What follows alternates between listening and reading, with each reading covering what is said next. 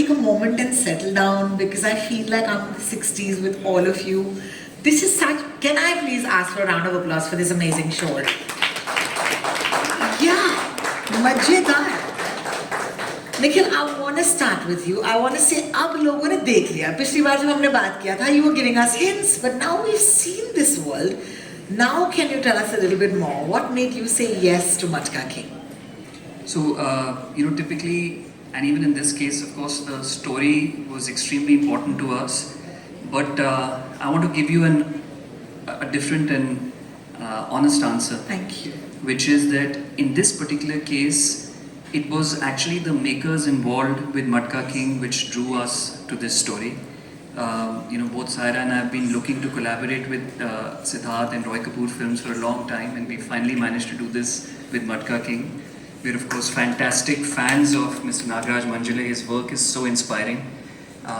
And when I first heard the story from Abhay about 2.5 years ago, it was that moment where you hear something and say, this is special, and we really want to go after this. So, of course, the story is amazing. It's such a beautifully told story, but I think the 3 people involved that I mentioned were the real reason why we said we want to say yes to the story. I'm so glad you said yes, and I'm so glad for these 3. In fact, I'm going to one of them right away. Siddharth Roy Kapoor, thank you so much for bringing us such a refreshing... So, Ronnie, quite a few things actually. Like Nikhil said, there isn't just one thing. I mean, firstly, the world of Matka, the fact that this was something that in the 60s and the 70s people would put their money into with the expectation that that money would come back in a time when the country was going through so many financial difficulties. Here was something that they could actually rely on. The delicious characters, in the show. The fact that I was getting to work with Nagaraj. He's someone that I've admired for a very, very long time. After I saw Sairat, I had decided that I have to work with him on something. And like Nikhil said, the fact that Amazon and us have been meaning to work for a long time, and then this was just the best project to work on together.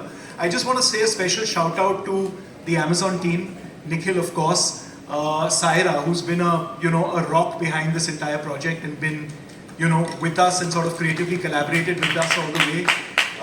Stuti, who's been a great partner on the production side, and their entire team. Abhay is someone that I've worked with on Rocket Boys before this. And having him write this show was a tremendous thing because he's a super talented writer and a creative collaborator.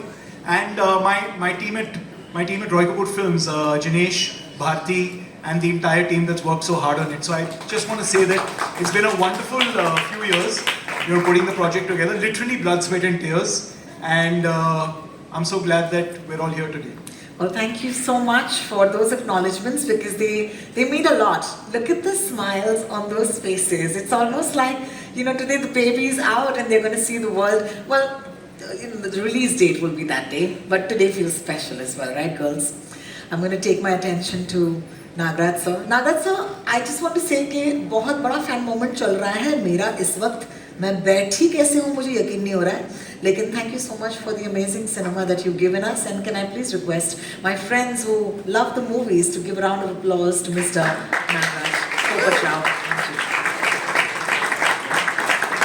60s का बम्बई बहुत ही खूबसूरत लग रहा है. I want to ask you, what were the elements that you knew you had to get right from the start?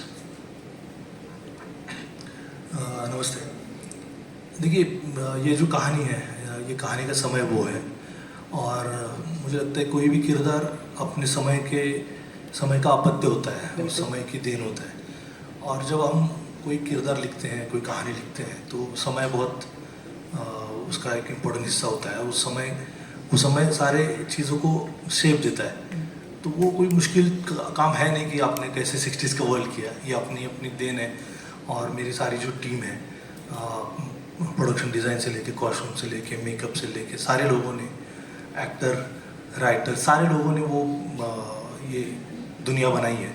तो ज़्यादा मुश्किल नहीं है. सोचना था और जिस किरदार के बारे में आपको बोलना था वो ज़रूरी था. एक बार वो हो गया तो अपने आप ये दुनिया उसके इर्द गिर्द बनती गई. क्या बात है. Thank you so much Nagraj ji for that. अब भाई, I'm going to take this to you. Brij Bhatti जो है ये कहानी के मुख्य किरदार तो हैं ही, लेकिन what is important जब आप इनकी कहानी लिख रहे हैं, what is you know, the thing that you think makes him a compelling character, ताकि आप इतना वक्त उनके साथ भी बिताए ना. I think what makes Brij Bhatti compelling is he is a man of the time. तो हमारी कहानी 60s और 70s में based है. Like Sid said, this was the period when you know the dreams and hopes of Nehruvianism was kind of fading away. और आदमी को system के लिए बहुत मतलब सिस्टम सपोर्ट नहीं कर रहा, मुझे ऐसे फील हो रहा था. तो उस दौरान एक ये कैरेक्टर इमर्ज होता है and like Vijay mentioned earlier that he is taking on the system पर बहुत ईमानदारी से करता है. तो वो जो मटका चला रहा है वो इलीगल है बट उसका एक उसूल है, उसका एक मोरालिटी है जो सोसाइटल मोरालिटी से अलहदा है. But he has his own morality and he's very proud of it and he makes an entire world out of it. So that was super compelling to me. Well, thank you so much for sharing, Vijay. I think this is a nice, passover. You just said that Vijay's character, the reason why. So Brij Bhatti की ही बात करेंगे आपसे. ये जो आदमी है वो अपनी जगह पहचानता है और फिर कहता है कि मैं अपने से कुछ बहुत बड़ा करने वाला हूँ, बड़ा बनाने वाला हूँ. I don't know what I can ask you without asking for a spoiler, लेकिन tell us a little bit more about Brij Bhatti without giving us a spoiler. So bridge Bhatti partition के बाद, partition के दौरान सिंध से बॉम्बे आया 7-8 साल की उम्र में और उसके साथ एक छोटा भाई था, उससे 3-4 साल छोटा, और आके यहाँ पर सड़कों पे जीना शुरू किया और धीरे धीरे अपनी जीवन को, अपनी खाना ढूंढना, काम ढूंढना, यहाँ काम करना, वहाँ काम करना. शो में हम जब ब्रिज से मिलेंगे तब वो ऑलरेडी शादी कर चुका है, बीवी पेट से है, घर है उसके पास ठीक ठाक है, एक मैनेजर की जॉब है, लेकिन सपने देखना अलाउड नहीं है उसको. मिडिल क्लास आदमी की मोरालिटी अलग होती है, अमीर आदमी की मोरालिटी अलग होती है, गरीब आदमी की मोरालिटी अलग होती है. He wants to question that. He wants to say कि अगर बड़ा आदमी सपना दे सकता है तो मैं क्यों नहीं दे सकता है, अगर वो अपनी किस्मत के साथ खेल सकता है तो मैं क्यों नहीं खेल सकता है. तो his entire quest is to find out why he is not allowed to dream and he wants to dream big, which is very similar to the life that I've led. That is true. There is something there that takes Brij Bhatti closer to Vijay Varmadhan. मैं एक suitcase लेके 3 जोड़ी कपड़े, 1 जोड़ी जूते और एक पेटी भर की किताबें लेके बॉम्बे आया था. So I feel like that was the connection that I found with the character. Well, hats off to that. Thank you so much, Vijay, for sharing that with us. That is so beautiful. Kritika, Gulrukh जो है seems to be stepping into a world which is very different from the one she comes from. तो ये contrast मुझे तो बड़ा मजेदार लग रहा है. तुम्हें कितना मजेदार लगा? बहुत मजेदार लगता है ये.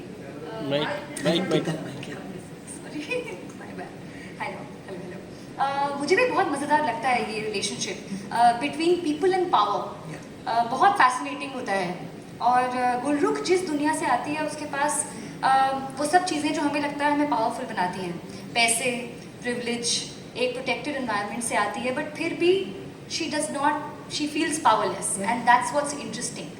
और कैसे उसे मीनिंग, पर्पस और जो उसकी जर्नी है इस शो में वो पावरफुल फील करवाती है, वो बहुत इंटरेस्टिंग लगा मुझे. And unlike Vijay, I am not at all like this character. I cannot I didn't, my upbringing and Gulrukh's upbringing have nothing in common. So it was also interesting to step into somebody who comes from privilege and is looking for power to be liberated. How interesting, how interesting. I can't wait to actually see that in the show. Okay, I think some hard relate might happen. Thank you so much for that. Did I just say I come from privilege? We all do, a little bit. We've got our own privileges. Sai, I'm going to take this to you. I loved what you said when you stepped out of that box. And it gave me so much insight into your character that you're not just his wife. There's something more. There's something more that you are exploring while this world is unfolding around you. मतलब बता तो नहीं सकती, लेकिन बता दो दीदी, थोड़ा सा तो अपना आर्क हमारे साथ शेयर कर ही लो. मुझे लगता है बरखा धमाकेदार है. I like women with strong voices. और बरखा has a very strong voice. I like women with spine as well. मुझे लगता है बरखा का भी spine है. और मुझे वो औरतें पसंद हैं जो खुद के लिए कुछ करना चाहती है. और बरखा is somebody who wants to do something, who wants to be independent खुद के लिए. तो ये लड़की मुझे बहुत ही धमाकेदार लगी. और शुरुआत में ऐसी कोई चीज़ नहीं है जिसके साथ मैं रिलेट कर पाऊँ, लेकिन towards the end I think Barkha का और सई का फुल संगम हो गया and they just you know They flowed. merged. Yeah, they Yeah, flowed. Yeah. yeah. Well, thank you for that. Gulshan Grover. This is the moment I've been waiting for. Yes, my dear. There are just too many characters that are immortal with your presence. And here you are making another attempt to give us another character. Lalji भाई, मुझे लग रहा है कि अब हमारे जहन से निकलने नहीं वाले हैं. मुझे आपसे पूछना है, what did you enjoy the most? Because as long as Gulshan Grover is having a great time, the audience is having an even better time. What was it like for you? मैं शुरुआत में तो ये कहना चाहता हूँ कि OTT जब से भारत देश में आया है, मैंने सिर्फ 2 OTT में काम किया है. Last OTT directed by Vishal Bhardwaj.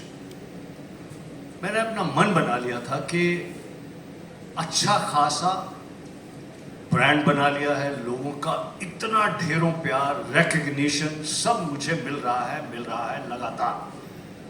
अब मैं वो काम करूंगा जो मुझे फैसिनेट करेगा, जिसमें कोई ऐसे एलिमेंट्स होंगे जो मुझे ड्रॉ करेंगे एज एन एक्टर. बिल्कुल.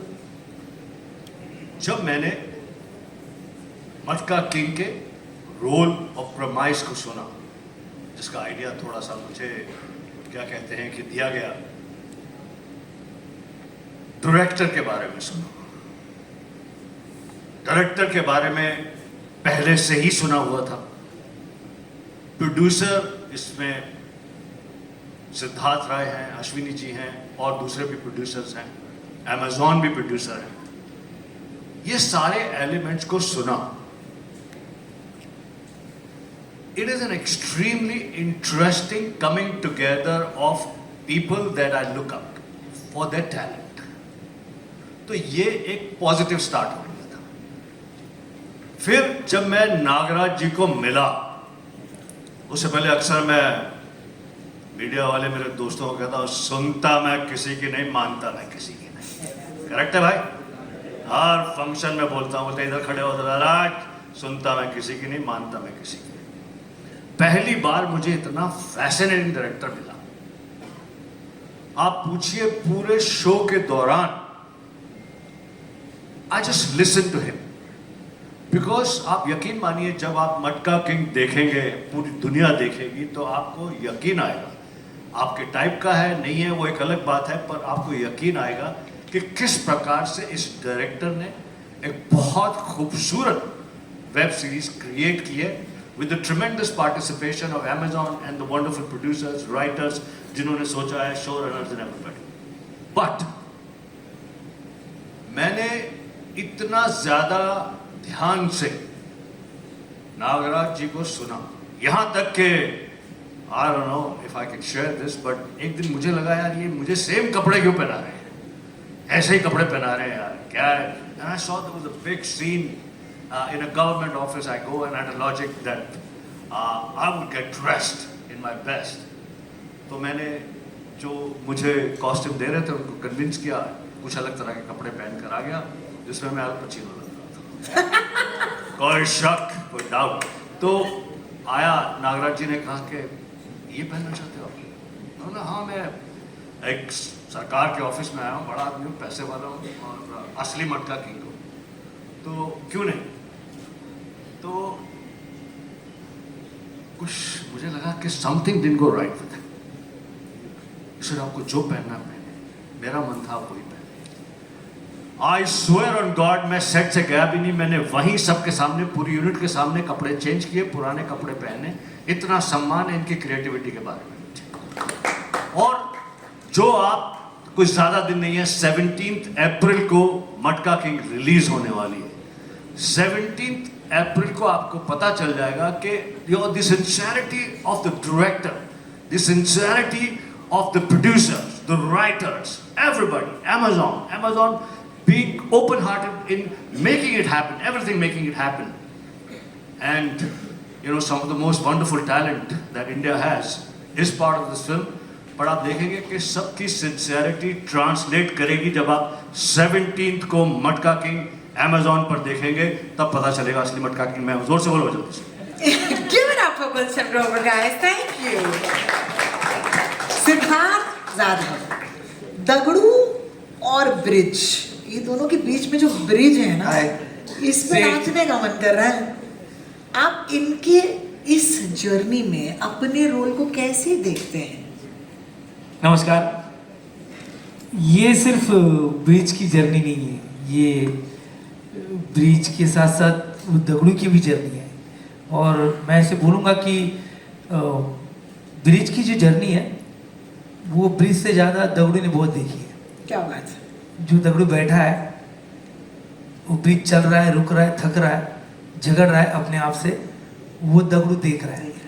तो ये जो कनेक्शन है ये ब्रिज और दगड़ू की कैरेक्टर का, ये बहुत अच्छा है। और मुझे बहुत अच्छा लग रहा है कि मैंने one of the best actor और वन ऑफ द बेस्ट को एक्टर के साथ काम किया, जिनका नाम विजय वर्मा है।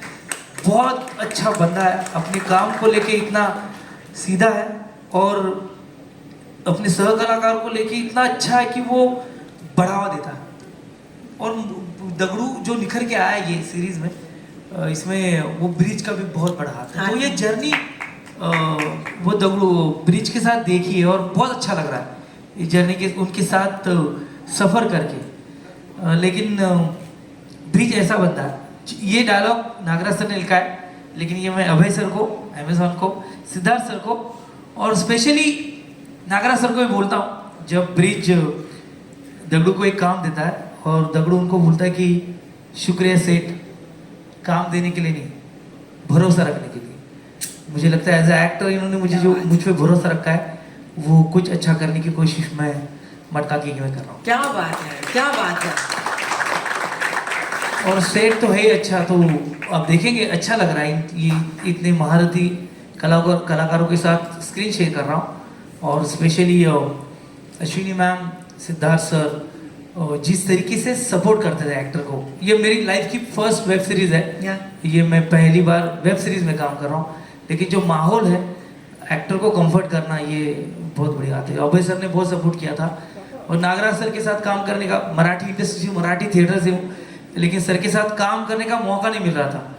और वो सर ने जो सिक्सर मारने को दिया है, वो मटका किंग में दिया है। तो मेरी तो लॉटरी लगी है। बिल्कुल मटका ही लग गया, यही कहेंगे Siddharth ji. So beautiful, a round of applause please. Thank you. Bhupendra, I love you sir. Set अभी है ये आई लव यू वाला मोमेंट एक और बार कर लेंगे, मैंने बिगाड़ दिया, please. I love you Dagdu. I love you set. अच्छे लोग आपस में लव करते हैं। Bhupendra, thank you for your patience. I was to come to you. मुझे बताइए, लक्ष्मण जो है ये अपने बड़े भैया के साए से दूर जाना चाहते हैं और खुद के लिए नाम बनाना चाहते हैं। ये ट्रेलर देखकर मैं सोच रही हूँ, I could be wrong, I don't know, what can you tell us? बात स्टार्ट यहीं से होती है ना? वो आई थिंक हम सभी लोग ज़िंदगी में कहीं ना कहीं की शैडो से बाहर निकल के अपना मुकाम बनाना चाहते हैं। और ये आइडिया बहुत रिलेटेबल है ऑडियंस के लिए, टू सी लक्ष्मण। और उसके बाद उसकी अपनी जर्नी है, उसकी अपनी कॉम्प्लेक्सिटीज़ है, उसकी अपनी वल्नरेबिलिटी है, उसका अपना एंग्स्ट है, जिसके अंदर वो अपना एक स्पेस ढूंढ रहा है अपने भाई की आंखों में। और उसी के बीच में आप उस कैरेक्टर को एक्सप्लोर करेंगे, जैसे मैंने किया। मैं खुद बहुत उत्साहित हूँ अपने आप को देखने के लिए और बहुत खुश हूँ to work with such great people around me. It's an honour for me to sit here. आपके बड़े भाई अपने आप को ही देखना है, बस सबको नहीं देखना है। सबको विजय वर्मा को सबसे पहले, ये जो सिद्धार्थ यादव को उसके बाद, गुलशन सर को, सही तमन करना, अपने आप को देखने के लिए बहुत उत्साहित है, तो छोड़ दो उसको। जैमी को, सभी। Love it, love it. ये जो रिश्ता है ऑफ स्क्रीन भी बड़े छोटे का ही लग रहा है। This is quite cool. Thank you so much.